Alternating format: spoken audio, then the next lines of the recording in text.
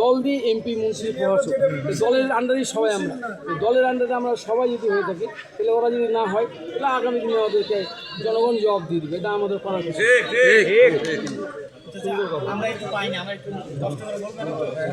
বিষয় হচ্ছে আমরা দেখতে পাচ্ছি যে রাজশাহী জেলাতে পর্যটন বিভাগটাকে পর্যটন ভাঙা হয়েছে, আবারও ভাঙার প্রস্তাব আসছে এবং হচ্ছে এই যে রাজশাহীর গুরুত্বপূর্ণ যে স্থাপনাগুলো সেগুলো রাজশাহী থেকে নিয়ে যাওয়ার আর একদম একটা প্রতিমন্ত্রী তিনি হুঁশিয়ারি দিয়ে বলছেন আমরা করব পারলে এখন কিছু করে। এই তো বিষয়টা যখন আসে তখন আপনারা একজন জনপ্রতিনিধি হিসাবে এটার আমি আসসালামু আলাইকুম বিসমিল্লাহির রহমানির রহিম।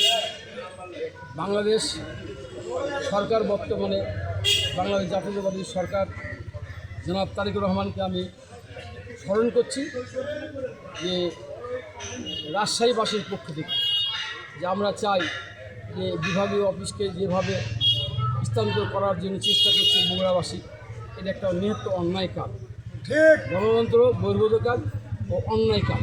তার সঙ্গে জনগণের হককে নষ্ট করা, রাজশাহী বিভাগকে নষ্ট করা এটা উচিত না। এখানে মন্ত্রী মেয়র যারা প্রশাসক আছে সকলেরই এই ব্যাপারে আন্দোলন করা উচিত, সকলেই এই ব্যাপারে আমাদের বর্তমানে প্রধানমন্ত্রীর কাছে জানানো উচিত যে এটা কারা করছে, কে করছে।